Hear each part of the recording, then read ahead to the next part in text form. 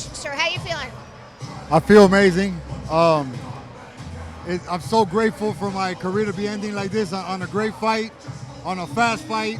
I'm coming home with no cuts, safe, and I'm ending the night getting interviewed by you, which is amazing. And you look, you're right, you look more handsome without those cuts. That's a good point. I like that. Yeah, I like it too. I wish I would have done this earlier in my career. You would talk about the fact that that fight was over so quickly. Man, listen, the guy I was fighting is a tough guy. I've seen him fight before. I know I caught him with a good punch. I felt it when I caught him. I was going to my neutral corner. I saw him getting up, but when I turned around, the referee was waving it off. And I saw him kind of stumble, so I must have caught him real good. It's a blessing. I thank God. He's going home safe. I'm coming home safe. He came from the other side of the world to come fight me, so nothing but love and respect for Simon. And he has a bright future in fighting. Yeah, and that was so very, very elegant of you to say that at the end, getting the cheer from the crowd, because he did come at the end. That just shows you how classy Yuli Monster Diaz is. Absolutely. Everybody knows I got nothing but love and respect for fighters. I never talk trash. I never, I never get into that back and forth with fighters. Even if they do it with me, I still respect them because I know what it takes to get in there. And, nothing but love and respect for Simon for, again, coming from the other side of the world to come do this. Yuli, this was your retirement fight. What emotions were running through your head sitting backstage waiting to take that final walk? I'm going to tell you, Susan, that's a great question. I've been telling everybody that's close to me, and I'm going to say it to the camera. I was more nervous for this fight than any of my last 30 fights. And, I just so much emotions running through my head. I knew the crowd, we sold out crowd here with BYB. Majority of them were here for me. And I don't know if all that got to me, but I was very nervous getting into this fight. Once I step in the ring, all that goes away. And I got to perform like I wanted to. I took my time, and I landed a good punch, and we ended quickly. So the mental game is so important. I'm so shocked that you were nervous. That surprises me because you're the OG, man. Come on. I know, but you know what? At the end of the day, fighting is fighting. You never know which way it could go. One punch can change everything. Talking about you having you in my corner, it was an honor, a pleasure. It's amazing to have done that, and I look forward to working with you behind the mic now. Oh, I like that idea. I will totally take you up on that offer. Awesome. Oh yeah. Let's do it. Let's do it. Bare Knuckle News. Bare Knuckle News, baby. We're the first to the punch. We're the first. What about your thoughts about the beautiful presentation tonight that was given to you? It was overwhelming, was it not? Listen, it was incredible. Incredible. They made that reel with everybody. A lot of my loved ones on that reel. Guys that I came up with in the fight game. Guys that that have done amazing things, and just amazing people there.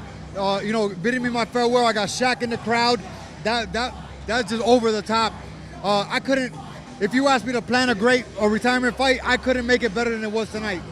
Looking back on your very stellar career, which particular moment in your combat sports history is your proudest moment? My proudest moment has to be me turning my life around and starting this career. That is my proudest moment that I look back on, and I thank God that I was able to stay consistent and stay in the gym, make myself accountable, and make it 8 years later to this moment here. Your son, such a big inspiration and such a difficult situation for you to go through at the same time, having to train your son sick. Tell the fans how you were able to merge the bridge between those two difficult situations, because he was not well, fight fans, yet Yuli had to keep on fighting. Fighting is what puts the food on the table. My son went through a harder fight than I've ever been in any, so I was nervous for this fight.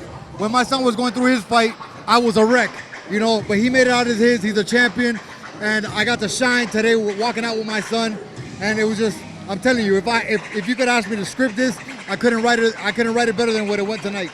By the way, when I was down watching you get ready for your fight, I think your son has a future career as a coach, because he knew way more combos than I did. He was there. He was right there, you guys. Yeah, he is my coach. He's in all my camps. We practice combinations at home. And we were practicing combinations backstage. He was helping me warm up. That's my right-hand man, my guy, and he's a heaven-sent little angel that will be here for a long time, thank God. What about perhaps going over to wrestling? Your wife is a famous wrestler. Have you thought about that? Can you smell it? with the monsters cooking. Is that a yes or a no? Oh man, you know what? If they reach out to me, I would love to. I think I got the personality, I got the charisma, I got the look, and that'd be a great call, man. You know, hey Vince or WWE, anybody who's running the show now, I'm here. How would you like to be remembered, Yuli? Man, you know what? That's a great question. I would like to be remembered. You know, they can say he was a good fighter. They can say he was, fastest knockout. But none of that is more important to me than saying that I was a good friend. I helped out anybody that I can whenever I can. And most importantly, I was a good father, good husband, and good family man.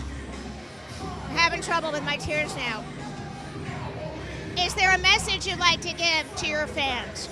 Thank you. Thank you to everybody that came out tonight. Everybody has supported me. Everybody has been supporting me for the last 8 years.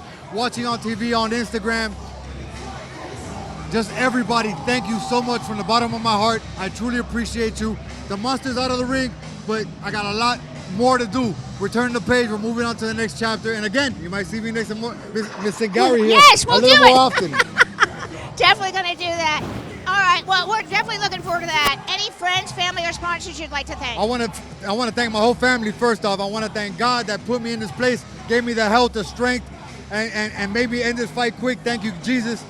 And I definitely want to shout out Accident Medical Group. They're one of my biggest sponsors. They sponsored the fight. Native Roots of South Florida. It's my brother Brad. Jose from West Miami Jewelry and The Flowery. All my sponsors have been amazing, have been with me through this whole ride. And I thank you guys for standing by my side. I guess then I have to say, fight fans, that I'm becoming a little emotional because I don't want to say it's the end, but it is time to say goodbye to the legend, the man, the 305, the person that has inspired so many people through his journey, not just in fighting, but his character, his personality, his strength, facing obstacles, facing challenges, being a role model for the community, being gracious, allowing me to corner him when I didn't know what the heck I was doing and tripped down the stairs. You didn't know that. So thank you so much for everything, Yuli. We're going to miss you, and I'll really appreciate it. Susan, thank you very much. You've been around for a long time in my career.